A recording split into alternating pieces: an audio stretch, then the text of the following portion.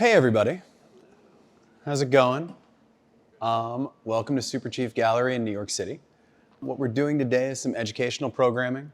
What I'm going to start with is a little bit of a background on Superchief, who we are, what we're doing, what the educational program is, and then I'm going to hand it off to Dave, who's going to walk us through, that's Dave, who's going to walk us through what it's like to be Dave and be a photographer in the Web3 space and be a successful person in NFTs. And then we're gonna go on a photo walk with Dave and we're gonna spend a little time. Superchief started about 11 years ago. We've been a gallery that started in Brooklyn, moved to the Lower East Side, quickly opened up in Los Angeles, and then we started in Miami in 2016. Basically, Superchief Gallery has been a location that we can bring together the best of the underground, support them, help them develop their careers, and, get them to be as big as we feel like they should be. That's been kind of the mission statement from the start. It's grown since then. The goals have grown since then. The opportunities have gotten really big since then. In 2021, we opened the world's first NFT gallery.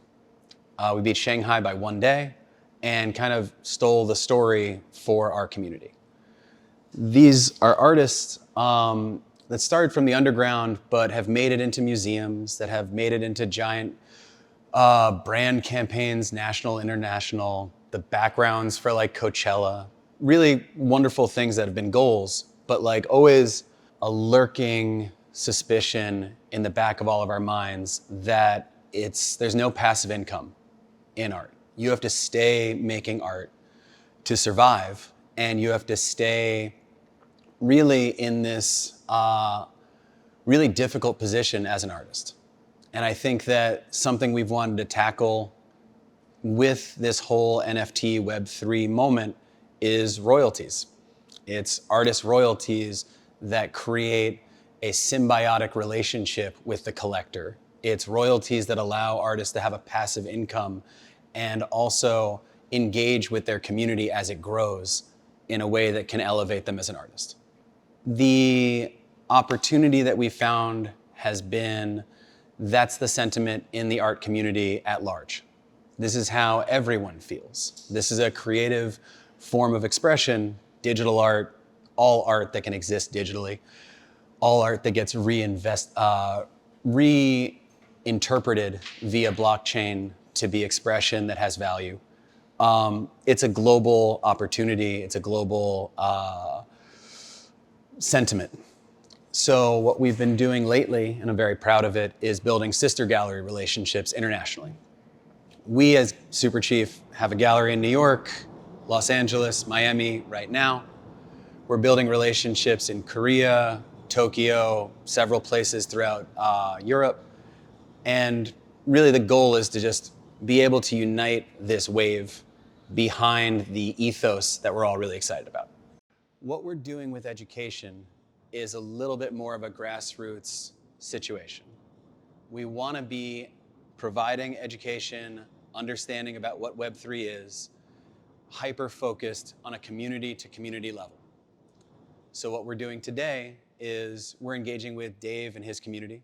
We're engaging with people that are into photography and people that want to understand a little bit more about what it is to be a professional creative in Web3. So with that, I'll welcome Dave.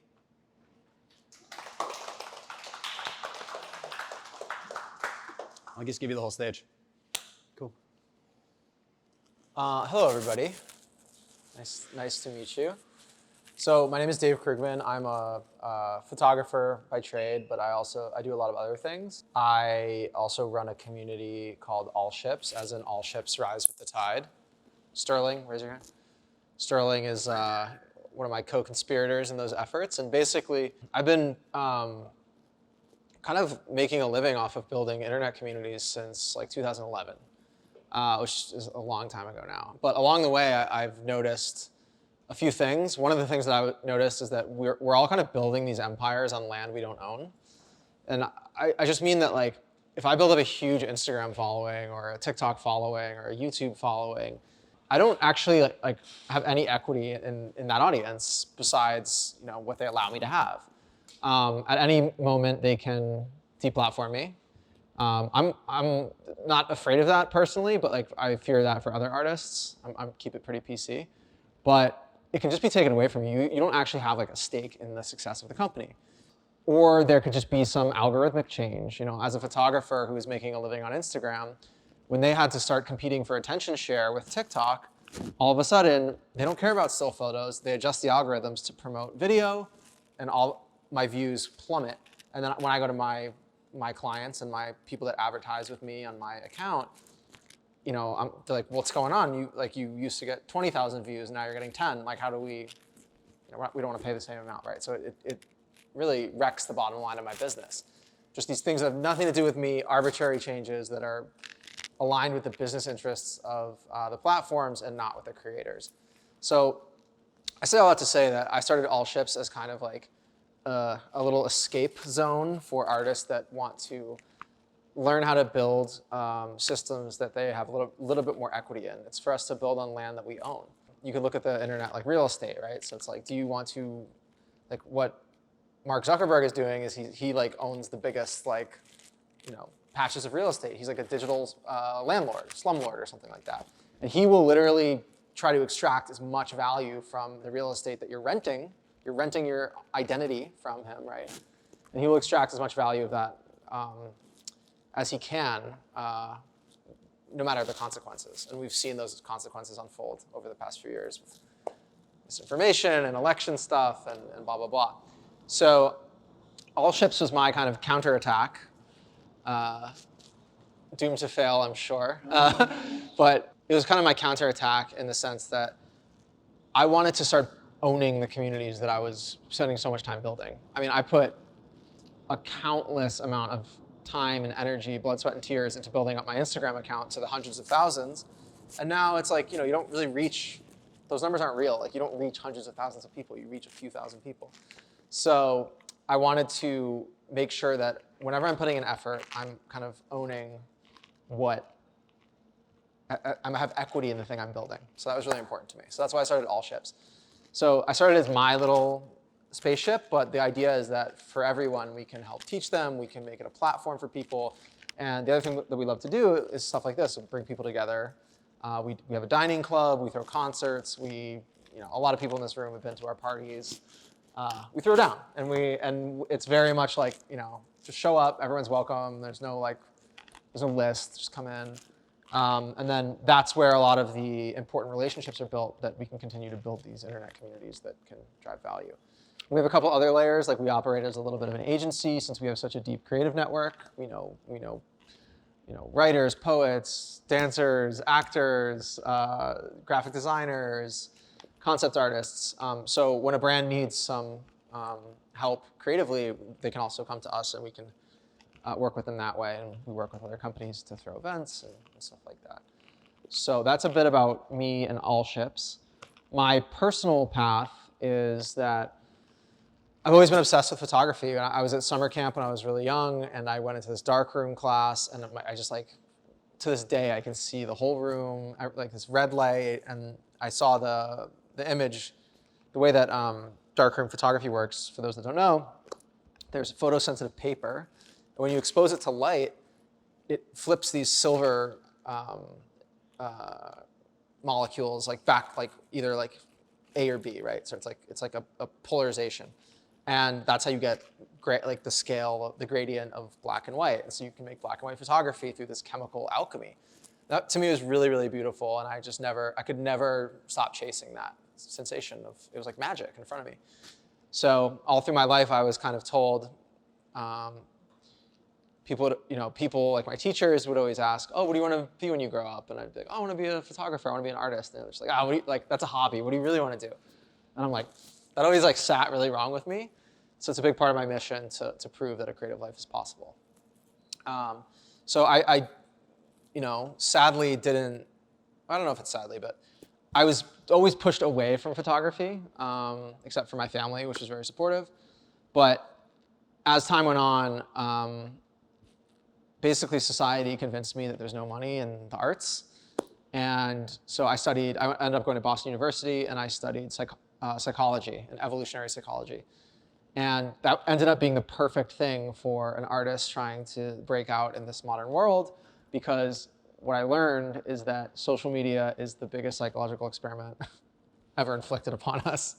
And it's true, the top paid psychiatrists and psychologists in the world work for Meta. They are designing systems to keep you addicted to your phone so that they can sell ads against your attention. That's very true. It's not a conspiracy theory, that's the business. And so along the way, this is a little bit before, this is when Facebook was out, but Instagram hadn't come out and really taken over yet. So I started to learn all these things about, classical conditioning, which is like how you train people's behavior, and also about like groupthink theory and mob mentality and color theory. And I started to notice that all these apps that we're developing were, developed by master manipulators of attention. And so I was like, well, these guys aren't going to lose. I also started to see the intersection of the technology maturing that we have now. So we take it for granted that, like, raise your hand if you have a smartphone. Like, everyone, right? Okay. So we take it for granted that every single one of you has a camera, like an incredibly powerful camera on you at all times, right? And you have the ability, with a click of a button, to share with a global network of interconnected other phones, right? We're building a giant neural net together. We take it for granted now, but in 2011, that was like not promised. So I say that to say that the intersection of evolutionary psychology and the technology of photography and visual literacy like all collided at a perfect moment. And that's right when I moved to New York City. And I moved here, and I was very lucky. I got a job with the photographer Annie Leibovitz. Does anyone know Annie Leibovitz? Yeah. So I was her retoucher, one of her retouchers in her studio for 2 years. And during that time, on my lunch breaks, I downloaded this app called Instagram, and I would photograph graffiti, and I was just like, oh, cool, little visual journal. And then one day, I saw a photographer that had like 30,000 followers. It was a crazy number at the time, because the app was like very small. And the photographer is a guy named Chris Ozer, who's an incredible photographer. And he posted a picture of the Brooklyn Bridge, and it was like, blah, blah, blah, this is brought to you by PayPal. And I was like, brought to you by PayPal? Like, what? Like, that doesn't make any sense. And I was like, oh, and this light bulb went off in my head, and I was like, everyone has a phone in their pocket. Everybody has the ability to transmit information to each other. This is going to completely replace the publishing industry. And what he's doing is he's selling advertisements in his publication in the same way that PayPal would buy an advertisement in Vogue, right? He created a circulation system of information and a subscriber base that he can then sell ads against. It's like the oldest it's what advertising is, right? So I was like, oh my God, and I went all in on this idea of Instagram, and I started reaching out to different brands and institutions offering to help them understand this new paradigm. I bet on the right horse. Instagram became, this is before it was even bought by Facebook. It got bought by Facebook, and the rest is history. Okay, so I'm gonna skip the decade where I made my living in advertising and as a social media influencer. And I'm gonna fast forward to COVID. So then COVID hits. My whole living is I'm throwing events, I'm taking images, I'm traveling. Anything, every single thing you're not allowed to do in a lockdown was my living. My income went to zero. I had absolutely no income. I didn't know what I was gonna do. I had one last job in Kyoto for the Four Seasons. I flew back from that trip into New York on March 18th, 2020, okay? I was the only one at the airport. I was the only one on my plane. They didn't even check my passport at customs. Anyway, so I get in. That was that payment for that project was my last payment from that stuff. And then it just went darkness. Like, we all went through it together. I don't have to tell you about how that went. But over the summer, I started hearing these rumblings about NFTs, crypto art, crypto. I'm like, and I had always written off crypto. I was like, it's bullshit. Like, what do you mean? Like, fake internet money? Like, I don't care. I'm not a financially savvy or interested person. But it kept coming up, and everyone's stuck online. So we basically, as a culture, we got forced into a confrontation with the fact that all of our socializing was happening in digital spaces. And so that actually fast forwarded us, in my opinion, about like 5 years into the future. And we got a glimpse of what the world might look like when we're fully immersed in these technological layers. And so if you'll just make a leap with me here, what an NFT is a digital object.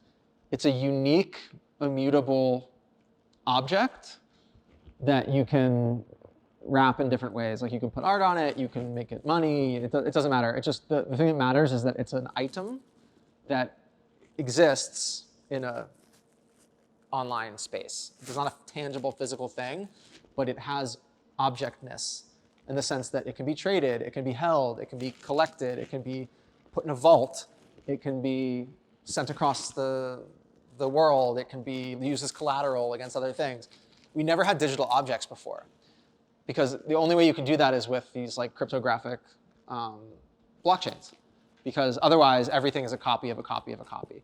When I upload a picture to Instagram, for example, what's actually happening is I'm uploading my image to a server. That server is copying it across other servers. And it's just everyone who's loading it on their phone, it's getting reproduced into their phone, right? There's not a thing that you're looking into that emanated from me necessarily. It's just mirrors of data all over the world. So someone's screenshot of my Instagram post is as valid as my Instagram post is. The only thing that separates it is the provenance of it. It first came from my page.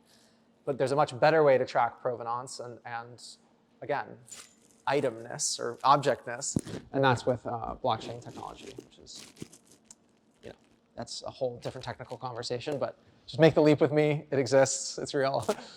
So I started to realize that if you can, walk along that path with me and say, we have now digital objects, we can have digital art. We can have one of one art or one of 20 editions or whatever the artist determines is the object size or the collection size. And that comes with all the advantages of being eternally online, which is that super fluid markets, a native currency, and a direct relationship and a conversational space with the people that are holding and collecting these assets. People who are investing in me as patrons or as investors, investing in my art. And the beauty of that is that it moves at the speed of light, much faster than the gallery system. It's a direct peer-to-peer relationship. So we cut out that 50% cut that most galleries take. And what other advantages? It's a programmable data layer. I know with a snapshot, I can look at every single where all my art is, the entire history of each item, the pricing, and I get royalties, most of the time, whenever there's a sale. So if I sell a piece for 1 ETH, I get 0.1 ETH, which is a significant amount of money. So I saw a way for artists to participate in the economic upside of the value that they're creating. So yeah, that's pretty much where I am now. I've been doing this since 2020, so like 3.5 years. Is that true? Jesus Christ. And we've been through a few cycles of this already. Like things have exploded in these gigantic speculative bubbles, and they've collapsed, and then they grow again, and they collapse. But that's how new technology works. The internet went through this same process. And so even getting into this space in the beginning, like I knew it would be a roller coaster, and I'm enjoying the ride so far. I think the one thing I didn't touch on was this is really important. So because we have these digital objects, they're really incredible tools to align incentives within communities. So if I issued every single one of you a token that represents a stake in my ecosystem, right? I'm going to give each one of you one of my NFTs, right? Then I automatically, because we all are holding this thing that represents a certain relationship that we formed, we have a group right here.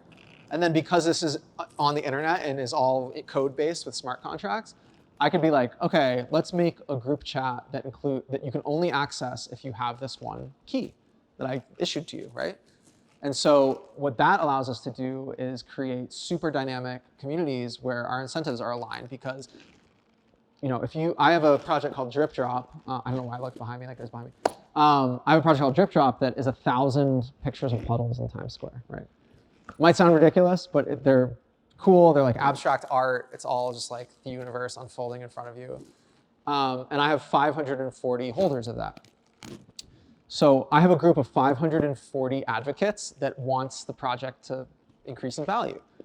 And so I have 540 people, each with their own communities and networks of social media followers and websites and relationships and people they meet at dinner, that are talking about my work, showing my work on their phone, and advocating for me in a way that they would not do if it was just my Instagram account.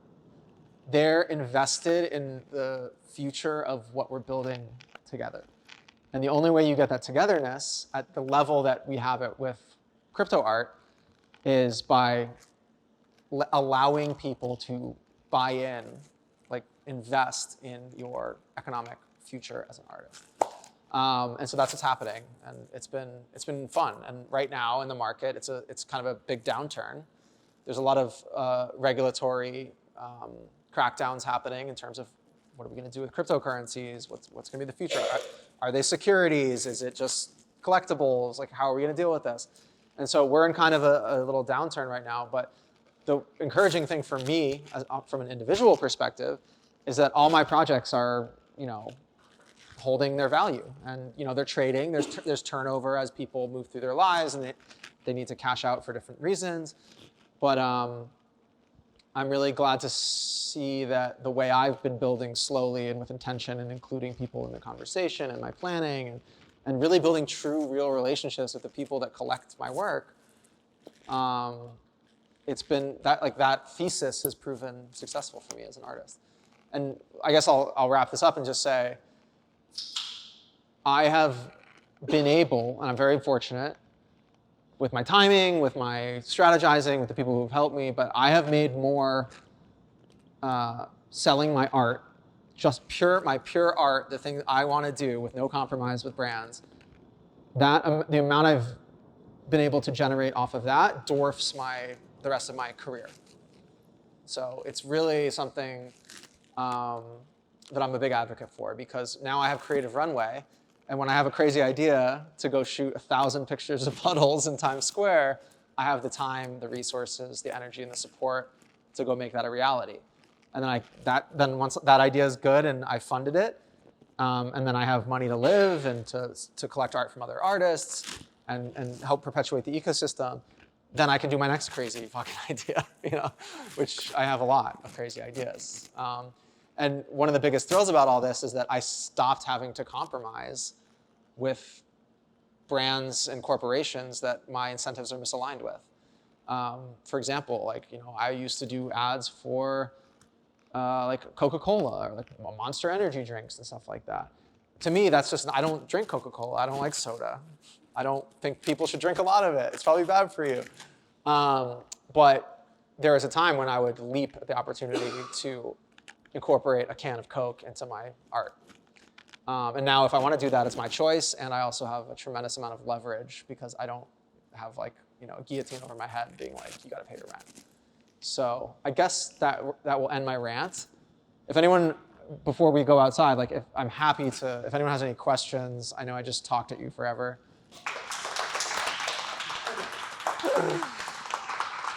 Yeah, I don't know if anyone has any more specific questions, but that's what's happening.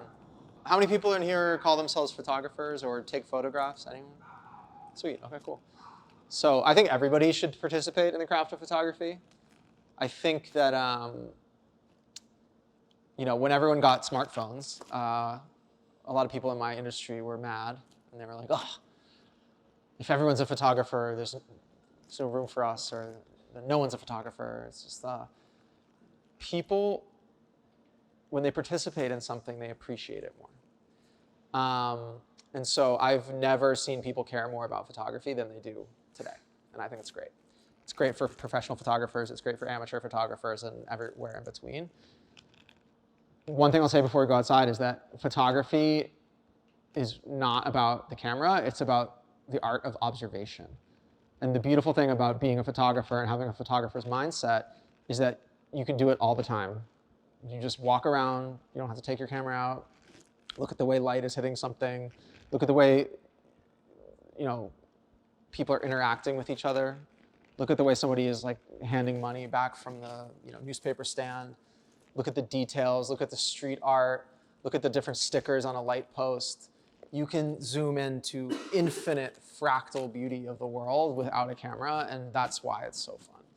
And it makes the world a much more beautiful place because you start to recognize all these patterns and the intricate overlaps of life. And it's just like, I'm just so glad I found photography because I see people walking around with their heads down and they don't care about the world around them. And it's like, look at the architecture we're sitting in outside. Like, this is one of the coolest places in the world. And whether it's like stunning architecture, or if it's the way a flower is wilting in a little vase on a table at a restaurant with the light hitting it just right. Like, it just makes the world a more beautiful place when you pay attention. So when you are in a public space, you are in the commons. There's no reasonable expectation of privacy. So in the United States of America, this varies across the world, you are allowed to photograph anything that is within the public view. That includes, in certain cases, and this has been fought in court, looking through people's windows. Okay, so it's not something I do. But if something's visible you're standing on a public piece of land, anything you see, you can make art of, which I think is actually correct. Now, a couple more things. There's also the moral question. If I'm photographing people in the street, I have a couple of rules for myself. I won't inflict these rules on other people, but I would ask you to consider them. And these are rules I've learned, and I've done the wrong thing before and gotten feedback and thought about it and been like, you know what? That's right. So my personal rules are, I agree that I don't need consent from subjects that are in the public realm, unless, for me personally, again, this is not a legal answer, this is my moral answer, if they don't have a choice about being in the public realm. So I would extend this, of course, to the homeless. I'm not trying to erase them from my record of street photography, but when I was a young, naive street photographer and I was making images all over New York, it was just part of the subjects I was capturing. And then one time, somebody was like, hey, like, please don't photograph me. I'm not, just like, this isn't like, basically called me out. It was like, don't be ridiculous. And I was like, oh, actually, you're completely right. I'm so sorry. Didn't even think about it until you told me that, and now I completely understand. So that's one thing, is like, if they don't have a choice, if they don't have a private retreat, then they're, in my view, exempt from that like public expectation of privacy. They don't get the choice. So that's my one thing, is like, I don't intentionally point my camera at people that don't have a choice. I'm a little more flexible about it when it comes to like public workers. Like, if you're out in public because it's your job, yeah, I don't know. What I would say about all this in general is like 99.9% of people do not care if you take their picture. I'm also not getting in people's faces. Another rule I have for myself, and there's some very famous photographers in the world who will run up to somebody and flash in their face, like right up in their face. I don't like that. I think that's immoral, and I don't think that's a good way to do street photography either. So again, there's just like, use your judgment, have empathy, but also understand that you have the right as an observer of a human being to show the world as it is. Imagine if we were strict about street photography in the 1920s. We wouldn't know what the world used to look like, right? We have to document. It's our duty to document the world, and some of it is hard to look at. But we should be documenting it. But if you're selling it, if you're using it to promote yourself, and don't use people in tough situations to gain attention. I think it's kind of fucked up. Oh, I guess one more thing about that, and then we can get outside. But if you're in New York City, you're on camera. That's the other thing. This city is blanketed. You're constantly being recorded. So the people that get really offended, they're like, "Don't point your camera at me." I'm like, you are. Like we could make an Oscar-winning movie about this moment right here with 5 different angles of you. So especially in a city like New York, like you're in public, like it's okay. So I guess that's it. Yeah. Anything else? Should we get out there? Cool. Just follow me, and if I see anything cool, I'll point at it. But otherwise, just like spread out a little bit. Don't get in each other's way. Try to make some cool photos.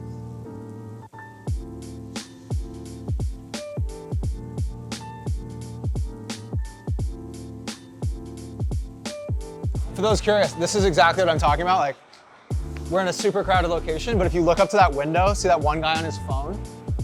If you frame that in a way where it's just him, it's like a beautiful way to draw attention to the subject because all the lines point right at him, right?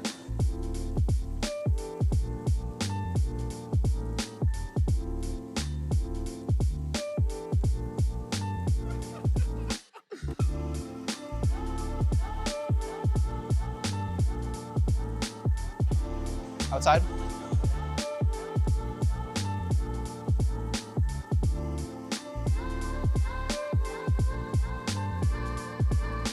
I think we're gonna go towards like Wall Street-ish.